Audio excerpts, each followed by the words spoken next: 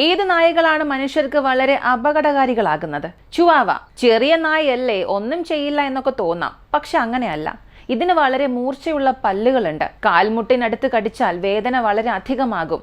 ജീവൻ പോയില്ലെങ്കിലും വളരെ കഷ്ടപ്പെടും. ഡോബർമാൻ.